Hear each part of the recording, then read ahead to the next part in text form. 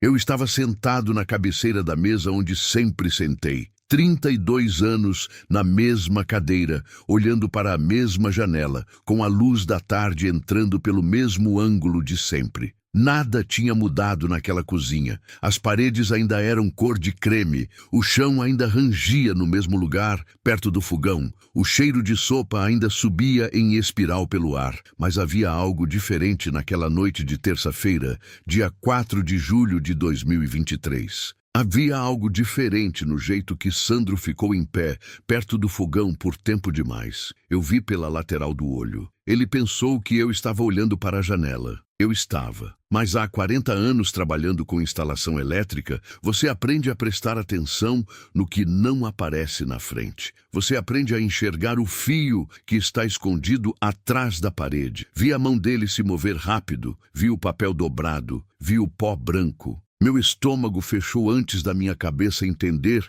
o que os olhos tinham visto. Cláudia estava sentada do meu lado, em silêncio, olhando para o celular. Não levantou os olhos quando o marido serviu o prato e colocou na minha frente com um sorriso. Aquele sorriso. Eu olhei para a sopa, olhei para ela, olhei para ele e fingi que ia comer. Esperei o momento em que Sandro se virou para pegar o pão na bancada. Foi um segundo, talvez menos. Troquei o meu prato com o dele sem fazer barulho. Devagar, como quem faz uma coisa boba, uma coisa sem importância. Quando ele voltou, sentou, começou a comer, 30 minutos depois eu entendi tudo o que estava acontecendo dentro da minha própria casa. Se você chegou até aqui, obrigado, de verdade. Você poderia estar em qualquer outro lugar agora e escolheu ficar. Isso significa muito para mim. Antes de continuar, eu queria te pedir uma coisa pequena. Escreve nos comentários de onde você está ouvindo isso. Cidade,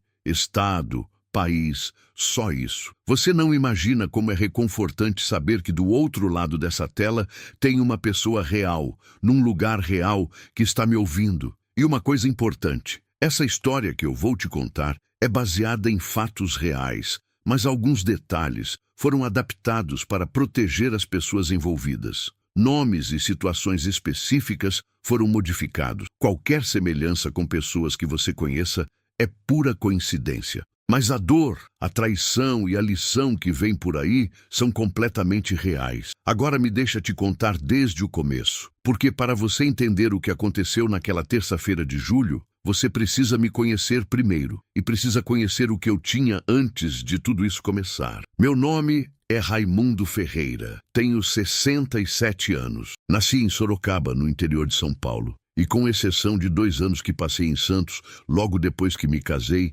passei a minha vida inteira nessa cidade. Fiz a minha vida aqui. Enterrei minha mãe aqui. Criei minha filha aqui. E perdi minha mulher aqui. Numa manhã de janeiro de 2023, quando o coração dela simplesmente decidiu parar sem avisar. Trabalhei 41 anos como eletricista. Comecei aprendiz aos 16, quando um tio meu me levou para uma obra no centro da cidade e o mestre de obras precisava de alguém pequeno o suficiente para entrar num espaço apertado entre 2 paredes. Entrei, passei o fio, saí e nunca mais parei. Havia uma lógica no trabalho com eletricidade que me acalmava. Cada fio tem um destino, cada conexão tem uma razão. Você segue a sequência, você faz certo, a luz acende. Simples assim. Me aposentei em março de 2020, com a pensão do INSS de R$3.200 por mês e a consciência limpa de quem nunca roubou um centavo de ninguém. A minha casa fica na rua Coronel Benedito Ferraz, número 214, bairro Além Ponte. Uma casa pequena, 3 cômodos, quintal nos fundos, com uma mangueira que meu pai plantou em 1971 e que ainda dá manga até hoje. A pintura é branca com detalhes em azul, escolha da Marlene, em 1998, quando a gente reformou pela última vez. Ela gostava de azul. Dizia que azul era a cor da paz. Marlene, 42 anos juntos. 42 anos acordando do lado da mesma mulher, tomando café com a mesma mulher, brigando com a mesma mulher e fazendo as pazes com a mesma mulher. 42 anos. Ela tinha o hábito de tomar o café da manhã numa canequinha azul de cerâmica que ela mesma tinha comprado numa feira de artesanato em Cunha, lá por 2011. uma canequinha pequena, com margaridas brancas pintadas à mão ao redor. Ela dizia que o café tinha outro sabor naquela caneca, que o barro guardava o calor diferente, que ela conseguia sentir o cheiro com mais intensidade quando o vapor subia devagar por aquela boca larga. Eu nunca usei aquela caneca. Era dela. Depois que ela foi, eu deixei na prateleira mais alta da cozinha. Às vezes, eu subia numa cadeira só para olhar para ela. Era a minha forma de conversar com a Marlene. O infarto aconteceu numa segunda-feira de manhã, dia 16 de janeiro de 2023. Ela estava na cozinha. Eu estava no quintal. Ouvi um barulho, entrei e ela estava no chão perto da geladeira com a expressão de quem levou um susto. Liguei para o SAMU, mas em 7 minutos, quando o socorro chegou, já não havia mais nada a fazer. 64 anos. Ela tinha 64 anos. Nos meses que se seguiram, eu funcionei. Não vivi, funcionei. Acordava, tomava banho, comia alguma coisa, olhava para a mangueira no quintal, dormia. A Cláudia ligava todo dia, às vezes vinha me visitar no fim de semana. Ela morava do outro lado da cidade com o Sandro, num apartamento no Jardim Vera Cruz. Mas a maioria dos dias eu ficava sozinho com o silêncio e com a canequinha lá em cima da prateleira. Meu vizinho de porta, seu Antônio Marcos, um farmacêutico aposentado de 72 anos que perdeu a mulher havia 3 anos, passava quase todo dia para tomar café. A gente conversava sobre pouca coisa, mas era uma conversa de verdade. Daquelas em que você não precisa explicar nada porque o outro já sabe. Eu tinha saudade, mas eu estava bem dentro do que ser bem significava naquelas circunstâncias. E a Cláudia ligou numa tarde de quinta-feira, dia 23 de março de 2023, com a voz que ela usava quando queria me pedir alguma coisa que achava que eu ia recusar. Começou dizendo que estava preocupada comigo, que eu estava sozinho demais, que não era bom para a saúde. Depois disse que ela e o Sandro estavam passando por um momento difícil no apartamento, que o condomínio tinha aumentado, que o carro dele estava com problema, que seria bom para todo mundo se eles viessem morar comigo por um tempo. Só um tempo, pai, para te fazer companhia. Eu pensei em dizer não, mas aí lembrei da Marlene dizendo uma coisa que ela dizia quando a Cláudia ainda era criança, que família não se mede, pai, família se serve. Disse que sim. Eles chegaram no primeiro sábado de abril de 2023. Sandro chegou na frente com a caminhonete dele, um Hilux branco de 2019, descarregando caixas e malas com aquele jeito expansivo que ele tinha. Aperto de mão firme, sorriso largo, olhos que te olhavam diretamente como se você fosse a pessoa mais importante da sala. Ele sempre foi assim. Desde que a Cláudia tinha apresentado ele pra gente, em 2009, ele tinha esse jeito de preencher os ambientes. Vendedor de carro, bom no que fazia. Às vezes bom demais. No primeiro mês, foi tranquilo. A Cláudia cozinhava. O Sandro consertou a torneira do banheiro que eu estava enrolando para chamar encanador. Eles compravam mantimentos. Havia barulho na casa de novo, e eu não sabia se gostava ou não. Mas era diferente do silêncio, e diferente às vezes é o suficiente. O primeiro sinal eu notei numa tarde de maio. O Sandro estava conversando no telefone no quintal. Eu estava na cozinha preparando um suco e a janela estava aberta. Não ouvi tudo, mas ouvi quando ele disse: "Ele não vai durar muito tempo sozinho assim." Ouvi isso, e depois ele ria de alguma coisa que eu não ouvi. Pensei, está falando da minha idade, da minha saúde. É natural que se preocupem. Esqueci, ou tentei esquecer. Uns dias depois, ele me perguntou de passagem, como quem pergunta sobre o tempo, se a casa estava no meu nome ou se tinha outro herdeiro além da Cláudia. Eu disse que estava no meu nome e que a Cláudia era minha única filha. Ele acenou com a cabeça e mudou de assunto tão rápido que eu quase não percebi que havia perguntado. Quase, mas eu percebi. Só escolhi não dar importância. Ele era marido da minha filha, era meu genro. Por que eu ia desconfiar de um genro que veio morar comigo para me fazer companhia? A rotina foi se instalando. Sandro saía cedo para a concessionária onde trabalhava. A Cláudia passava o dia em casa. Às vezes saía para fazer compras. Eu continuava com os meus hábitos. Acordar às 6, café no quintal, conversa com seu Antônio Marcos ao meio-dia, novela às 8 da noite, cama às 10. Mas alguma coisa estava mudando debaixo de tudo isso. Feito corrente elétrica num fio mal encapado. Você não vê o problema ainda, mas o calor está lá. Se você está sentindo o que eu estava sentindo naquele momento, você sabe exatamente como é esse peso no peito. Aquela sensação de que algo não está certo, mas você não consegue apontar exatamente o que. Eu preciso te pedir uma coisa antes de continuar. Se essa história está te tocando, aperta o joinha agora. Esse gesto me ajuda a levar essa história para mais pessoas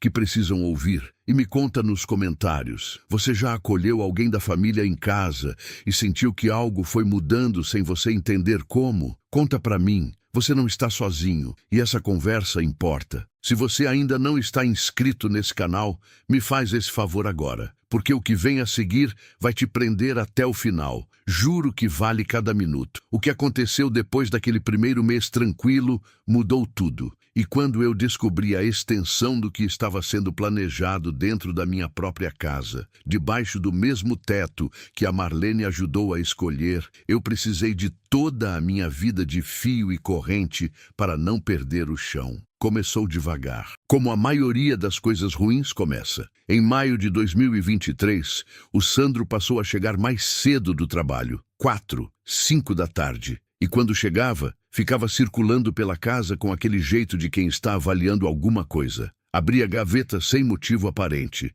Ficava parado na sala, olhando para as paredes, como quem está calculando uma reforma. Uma vez, eu entrei na minha própria área de serviço e ele estava em pé na frente do armário de ferramentas com a porta aberta. Disse que estava procurando uma chave de fenda. Dei a chave de fenda, mas fiquei pensando no que exatamente ele estava procurando, que levou 5 minutos para encontrar numa caixa que eu sei de cor. A Cláudia foi mudando também. Mudou de um jeito que eu só fui perceber depois, quando juntei todos os pedaços. No começo, ela ligava toda noite para uma amiga chamada Vera. Conversas longas, na varanda, com a voz baixa. Depois parou de ligar, ou passou a ligar de outro lugar. Parou de me abraçar quando chegava em casa com compras. Parou de perguntar se eu tinha dormido bem. Ficava muito tempo olhando para o nada, com uma expressão que eu conhecia desde que ela era criança. A expressão de quem está presa entre duas coisas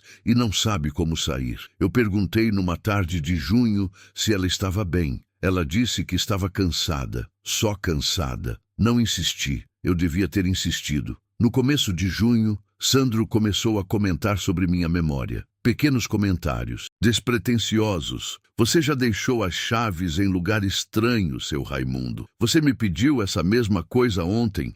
Você não lembra? O médico do senhor sabe que o senhor está esquecendo essas coisinhas? Ele sempre falava com aquela voz de preocupação genuína que ele sabia usar tão bem. A voz de quem está cuidando. Eu não estava esquecendo nada. Mas, cada vez que ele dizia que eu estava, uma dúvida pequena ficava. Feito uma faísca num lugar úmido, que não pega fogo, mas não some. Numa quinta-feira, dia 8 de junho, ele sentou do meu lado no sofá depois do jantar e disse com a mão no meu ombro que estava preocupado com minha segurança vivendo assim. Que um homem da minha idade, sozinho durante o dia quando eles saíam, era um risco. Que talvez valesse a pena eu pensar num lugar mais adequado. Um lugar com cuidados, me disse ele. Um lugar especializado. Uma casa de repouso. Eu olhei para ele. Ele olhou para mim com os olhos cheios de uma ternura que eu não acreditei por um segundo, mas que estava tão bem feita que eu não disse nada. Eu disse que ia pensar. Não ia pensar, mas ainda não entendia o tamanho do que estava acontecendo. A primeira humilhação de verdade aconteceu numa sexta-feira à noite, dia 16 de junho de 2023. Tinha vindo um casal de amigos do Sandro jantar, gente que eu não conhecia. Um tal de Fernando e uma mulher chamada Priscila, jovens, ela de vestido, ele de camisa social. O tipo de pessoa que chega olhando para a casa como se estivesse fazendo uma avaliação. Eu tinha feito um frango assado, do meu jeito, com alecrim e limão, do jeito que a Marlene gostava. Levei 1h30 preparando. Quando coloquei a travessa na mesa, o Sandro olhou para ela, olhou para os convidados e disse, rindo: "Meu sogro é dedicado, né? Fica aqui o dia todo sem ter muito o que fazer. Aí capricha na cozinha. É o hobby dele. Hobby. 41 anos de trabalho. Uma casa comprada com as próprias mãos.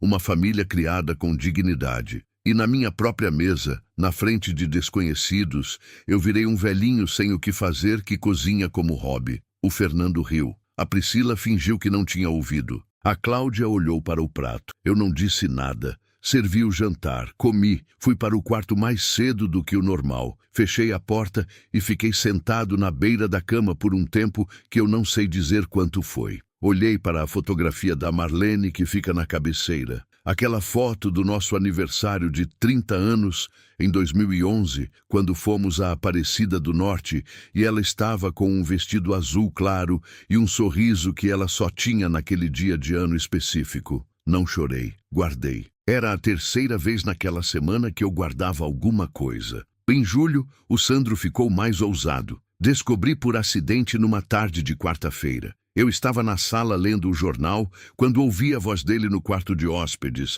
que ficava do outro lado da parede fina. Ele estava no telefone. A voz dele, geralmente controlada, estava elevada o suficiente para eu ouvir sem precisar me esforçar. Ouvi ele dizer: "A documentação é simples, é só comprovar a incapacidade." Ouvi: "A casa está no nome dele, mas se a gente conseguir a curatela, muda tudo."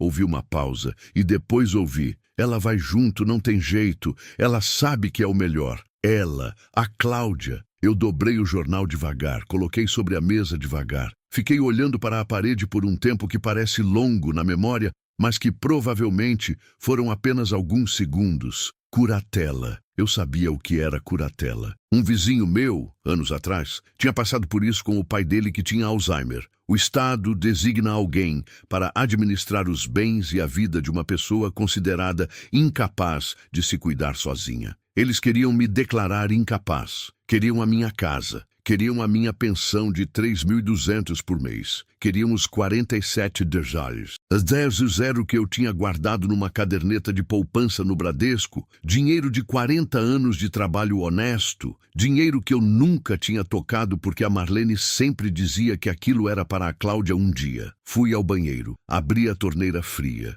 Molhei o rosto. Me olhei no espelho por um tempo longo. E foi lá que alguma coisa dentro de mim parou de ser manso. Mas ainda não era a noite mais difícil. A noite mais difícil veio numa terça-feira, dia 4 de julho de 2023. Eu estava sentado na minha cadeira, na cabeceira da mesa. A sopa fumegava no centro. A Cláudia estava ao meu lado com o celular. O Sandro serviu os pratos. Ficou em pé perto do fogão por tempo demais. E eu vi a mão, vi o papel, vi o pó branco. Fingi que ia comer. Esperou. Troquei os pratos quando ele se virou para pegar o pão. Comemos. 30 minutos depois, o Sandro começou a bocejar. Depois ficou com os olhos pesados. Depois disse que estava com sono, que ia descansar um pouco e foi para o quarto. Eu fiquei sentado. A Cláudia olhou para mim. A primeira vez em dias que ela me olhou de verdade. E nos olhos dela, eu não vi culpa. Vi medo. Ela sabia. Ela sabia de alguma coisa e ficou em silêncio. Levantei sem dizer nada. Fui até a pia. Peguei um pote de vidro que estava no armário, uma dessas potinhas de conserva que eu guardava desde sempre. E com uma colher, tirei uma porção da sopa do meu prato original que eu tinha deixado do lado e guardei dentro do pote. Fechei bem. Coloquei na bolsa da jaqueta que estava pendurada na entrada. Ele tinha colocado algo na minha comida. Na minha comida. Na minha casa, na frente da minha filha, e ela ficou em silêncio. Naquela noite eu fui para o quarto, deitei na cama e não fechei os olhos por nenhum segundo. Fiquei olhando para o teto até a madrugada chegar. Às 2h40 da manhã do dia 5 de julho, com a casa em silêncio e só o barulho do ventilador do quarto, eu me levantei. Fui até a cozinha sem acender a luz. Peguei a cadeira que fica perto do fogão. Subi e tirei a canequinha azul da prateleira. Fiquei segurando ela na escuridão por um tempo. Aquele barro fresco na palma da mão.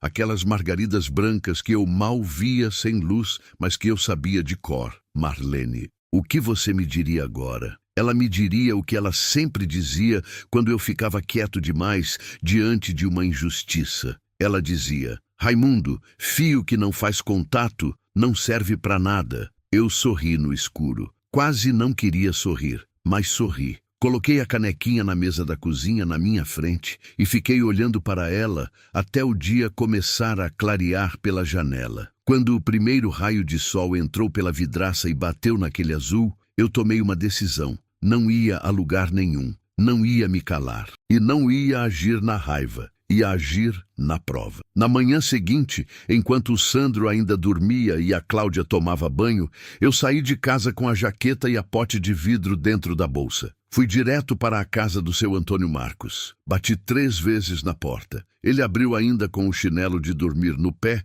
e o cabelo em desalinho, mas quando viu minha expressão não disse nada de engraçado. Me deixou entrar. Me sentei na mesa da cozinha dele e contei tudo.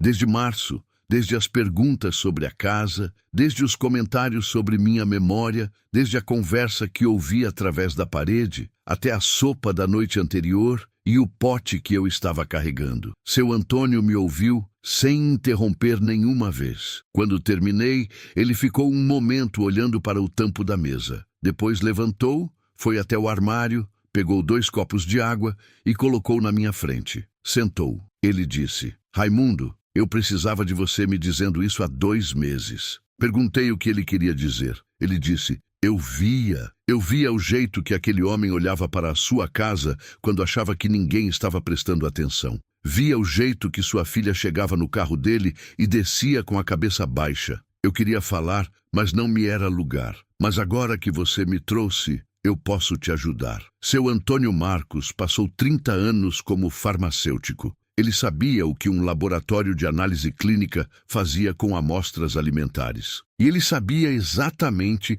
para qual laboratório eu devia ir. Fomos juntos naquela mesma manhã. O laboratório ficava na rua Brigadeiro Tobias, no centro. Eu expliquei para a atendente que precisava de uma análise do conteúdo de uma amostra alimentar. Ela me explicou os procedimentos. Deixei o pote. Paguei a taxa de 280.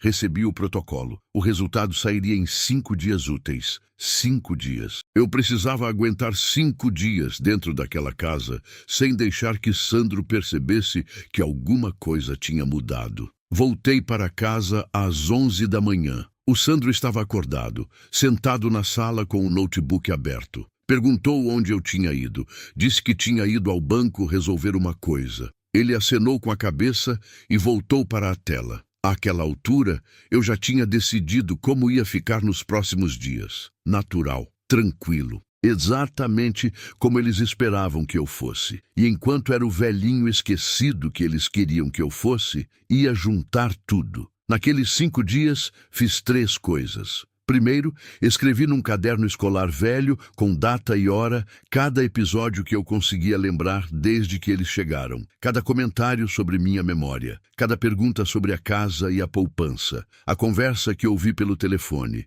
A data da sopa. Cada coisa com data, hora e o máximo de detalhe que eu conseguia reconstruir. Segundo, fui ao cartório na tarde de uma sexta-feira, quando o Sandro estava no trabalho, e tirei cópia autenticada da escritura da casa e do meu saldo de poupança. Guardei os documentos na casa do seu Antônio. Terceiro, o seu Antônio me deu o nome de um advogado. Um homem chamado Dr. Celso Barros, 58 anos, especialista em direito de família e proteção ao idoso, que tinha escritório na rua Álvares Machado. Fui vê-lo numa tarde de quinta-feira. Contei tudo. Ele ouviu com atenção clínica, fazendo anotações num bloco. No fim me disse: Senhor Raimundo, o que o senhor está me descrevendo configura potencialmente crime de envenenamento, além de estelionato e lesão corporal. Mas eu preciso do resultado do laboratório antes de qualquer coisa. Eu precisava do resultado do laboratório.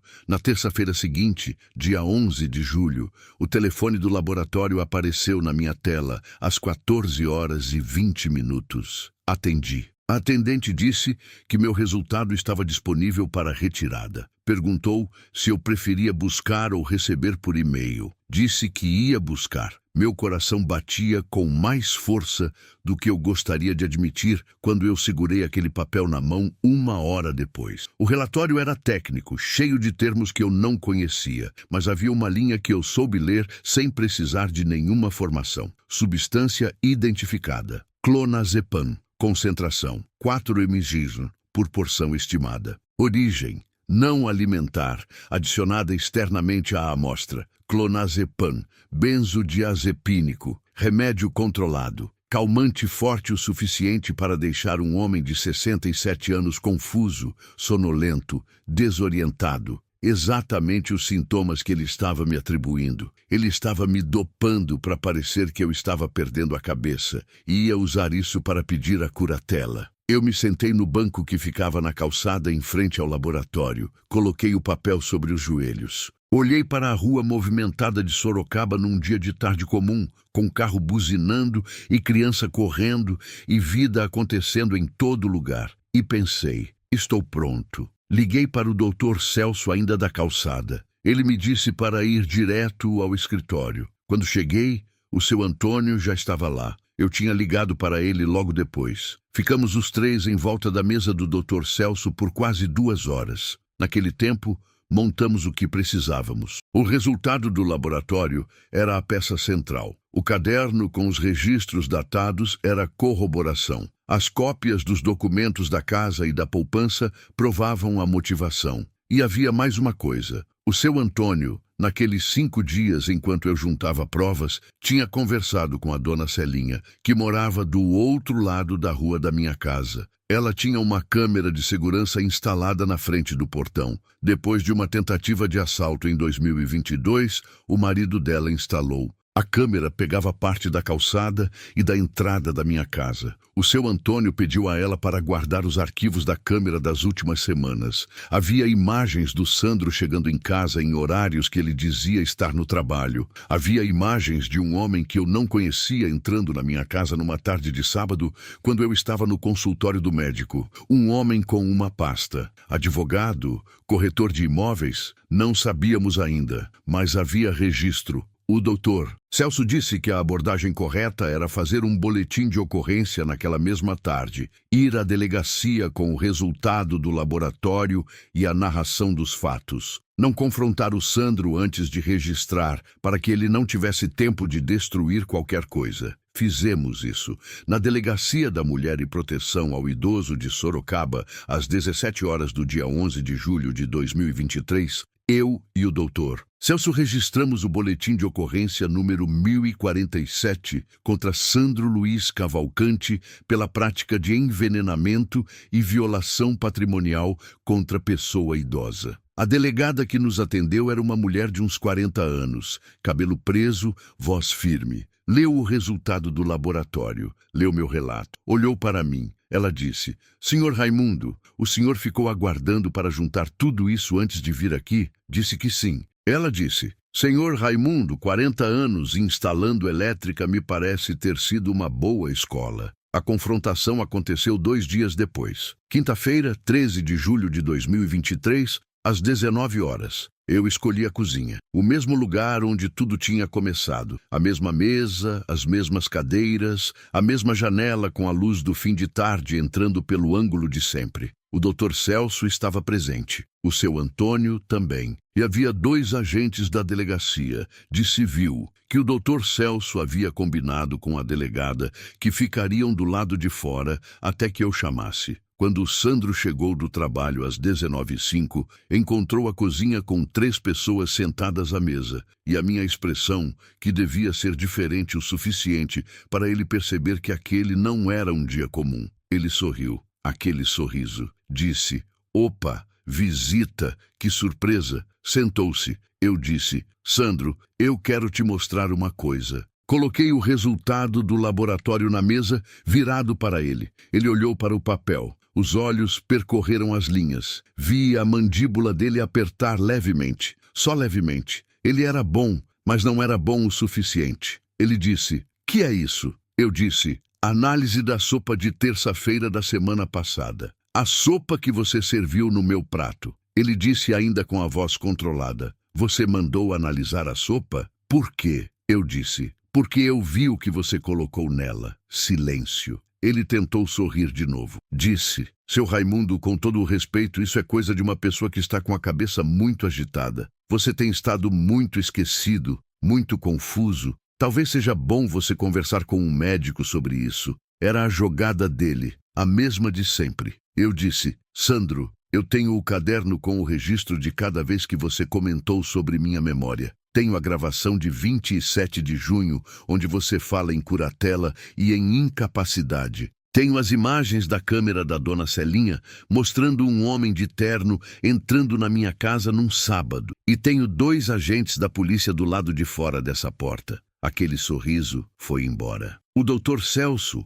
abriu a pasta que estava sobre a mesa e começou a colocar os documentos um por um. O resultado do laboratório, a impressão da gravação transcrita, o caderno com as datas e os episódios, as cópias dos documentos da casa e da poupança, com uma nota escrita pelo Dr. Celso descrevendo a motivação patrimonial. O Sandro tentou negar, disse que o resultado devia estar errado, que laboratórios erravam, que havia contaminação cruzada. O Dr. Celso respondeu citando o código de qualidade do laboratório credenciado e a concentração específica que não correspondia a nenhuma contaminação acidental. Tentou dizer que eu havia me medicado sozinho e esquecido. Eu disse que nunca usei clonazepam na vida, que meu médico podia confirmar e que o resultado do meu último exame clínico, feito há 40 dias, estava ali naquela pasta também. Tentou apelar para a Cláudia, que estava parada na entrada da cozinha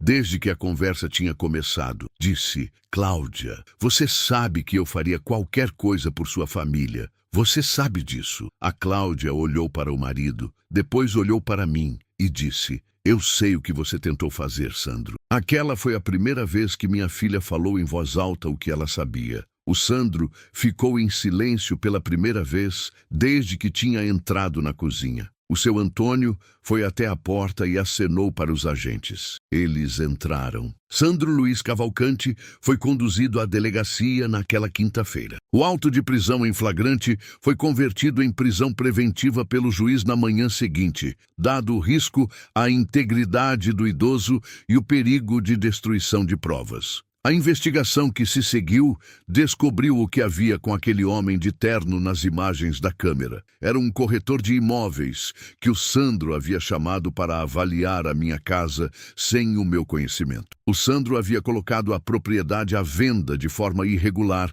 usando documentos forjados que estavam em fase de preparação. A descoberta adicionou falsidade ideológica e tentativa de estelionato às acusações. O processo foi aberto em setembro de 2023. Em março de 2025, o juiz proferiu sentença. 4 anos e 2 meses por envenenamento de pessoa idosa, um crime hediondo na legislação brasileira, além de 2 anos por tentativa de estelionato patrimonial. A pena seria cumprida inicialmente em regime semiaberto. A Cláudia não foi indiciada, mas o peso do que ela soube e ficou em silêncio ficou com ela de um jeito que nenhum processo judicial precisaria agravar. Ela ligou para mim no dia da sentença. Disse: Pai, eu sei que não tem palavra que conserte o que aconteceu, mas eu preciso que você saiba que eu com medo, que ele me ameaçou, que eu estava com muito medo. Eu ouvi. Fiquei em silêncio por um momento. Depois disse: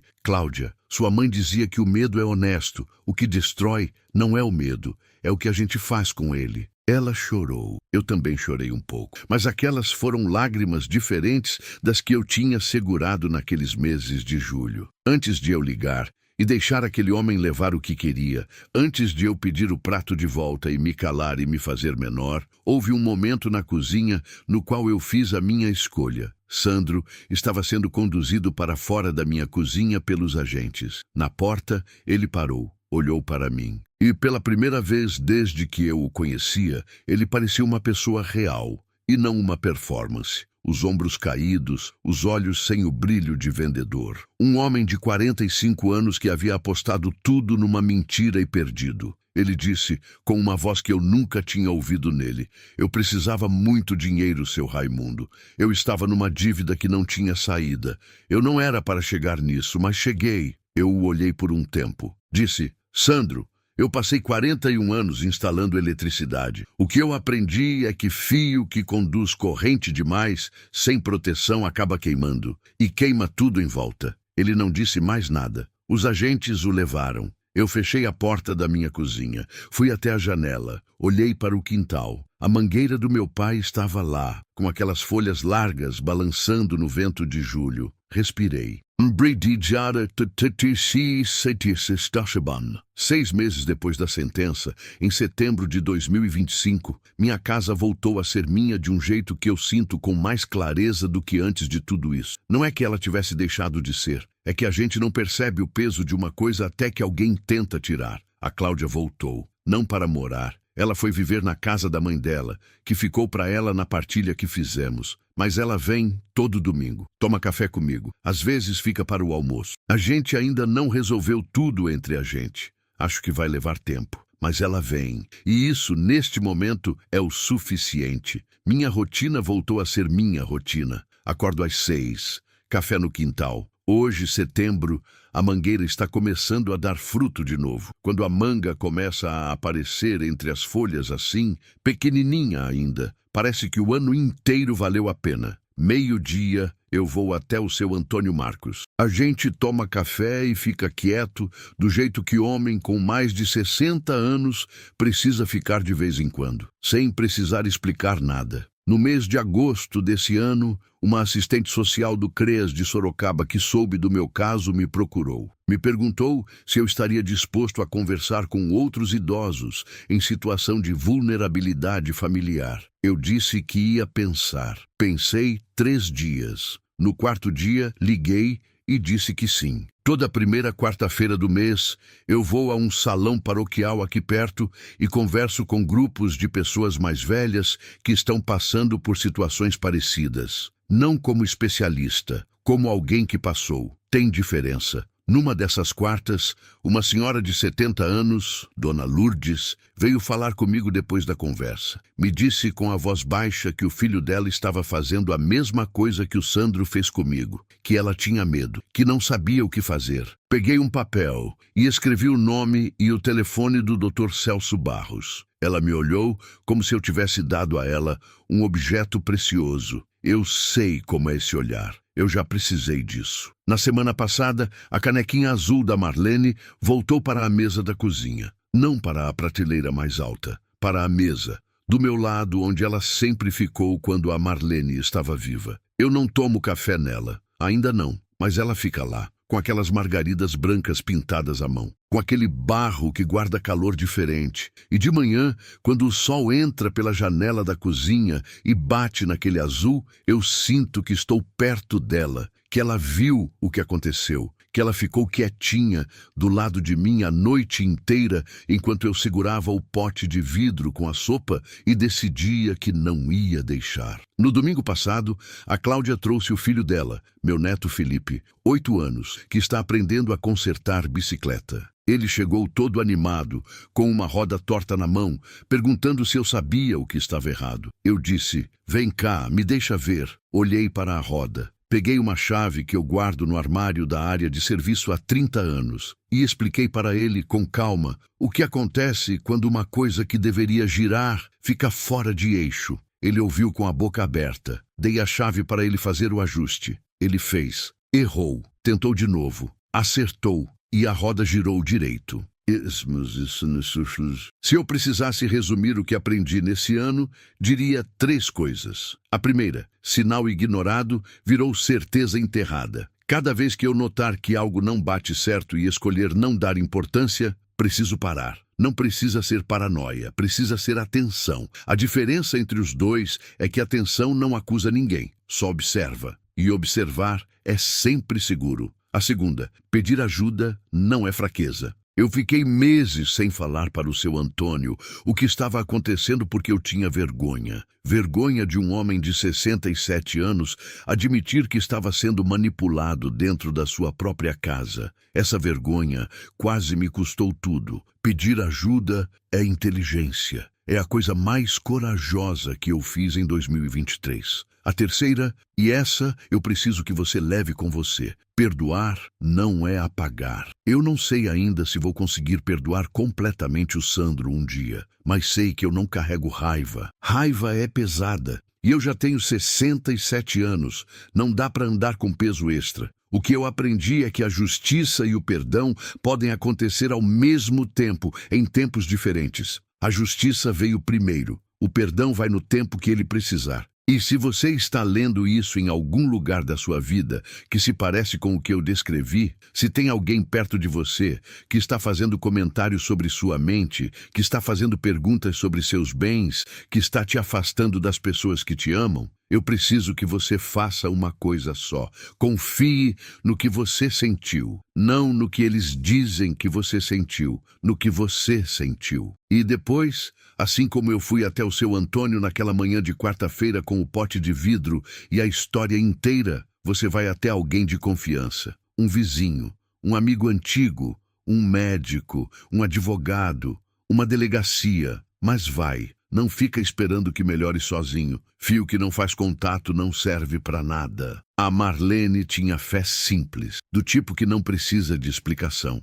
Ela acreditava que Deus não dorme, que a verdade tem pernas mais curtas que a mentira, mas chega mais longe, e que toda prova tem um propósito que a gente não enxerga enquanto está dentro dela. Eu não sei se sou homem de muita fé declarada, mas sei que naquela madrugada de julho, quando eu subi na cadeira e peguei a canequinha azul no escuro e fiquei segurando ela sem saber direito o que fazer, aconteceu alguma coisa que eu não sei chamar por outro nome. Veio uma clareza, não de fora, de dentro. Como quando você fecha os disjuntores certos e a corrente passa limpa. Veio a voz da Marlene com as palavras dela. E eu soube o que precisava fazer. Eu saí daquela noite maior do que entrei. Não porque a justiça foi feita, a justiça foi só a consequência. Mas porque eu descobri que aos 67 anos, depois de 41 anos de trabalho e 42 de casamento e 1 ano de luto, eu ainda conseguia ser aquele homem que não se deixa apagar.